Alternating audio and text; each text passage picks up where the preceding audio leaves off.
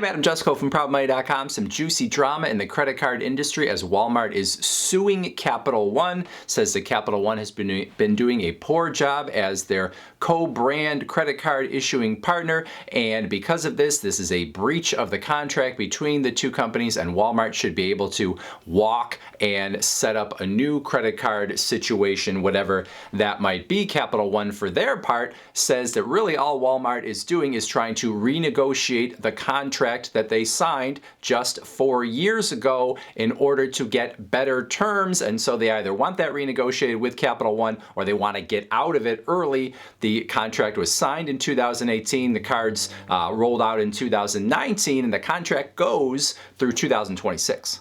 Now, according to the Wall Street Journal article that first reported on this lawsuit, Walmart says more specifically that Capital One has failed to send out replacement cards within 5 days for the Walmart credit card customers, and that it has been slow to post transactions both on purchases and on payments that people make to their cards. Capital One says that these are non-issues and that they are going to hold Walmart to their contract. And adding to the drama, Walmart is acting as if this is a done deal, saying that a new credit card option is being developed and they have decided to end their partnership with Capital One, as if they can just say it and it will magically happen.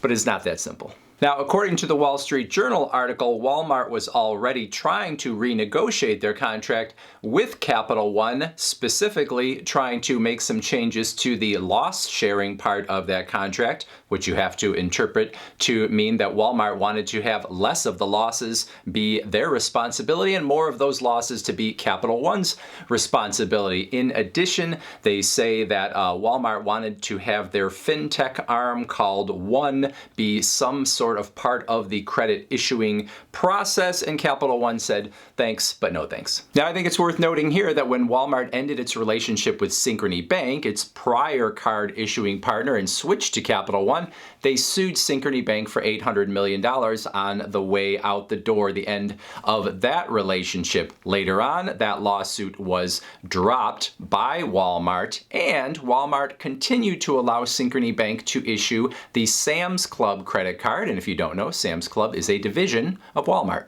And I think that last point is pretty telling because it suggests that when Walmart doesn't get what it wants, it sues as a negotiating tactic. I mean, if they thought Synchrony Bank was that bad that they sued them for $800 million, why would they allow Synchrony Bank to continue to issue the Sam's Club credit cards? And the allegations against Capital One by Walmart seem trumped up enough to make Vladimir Putin proud. I mean, replacement cards that aren't going out fast enough, transactions that aren't posting fast enough. Is that the best that Walmart could come up with to break a contract that they signed just 4 years ago? Capital One has been doing credit cards for quite a while now, and I'm sure they know what they're doing, and having this huge new retail partner like Walmart, I have to imagine that they were particularly diligent on that credit card portfolio in particular. Now, there may have been problems, but they probably are not problems big enough that Walmart can claim that they are okay to just walk away and say, we're going to do a new credit card now. What I find especially interesting about this situation is that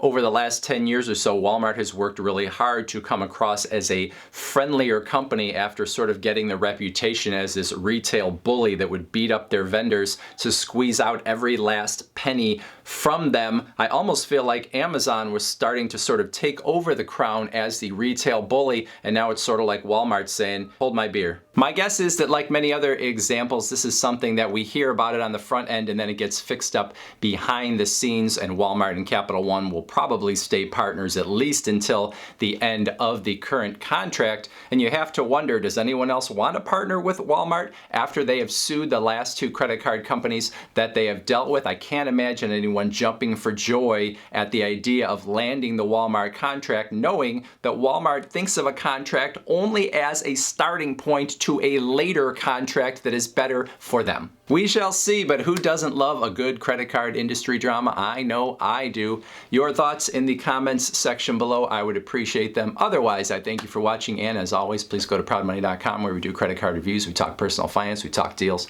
and all sorts of other fun stuff too. If you don't have a comment or you're not going to go to the website, you might want to watch that video.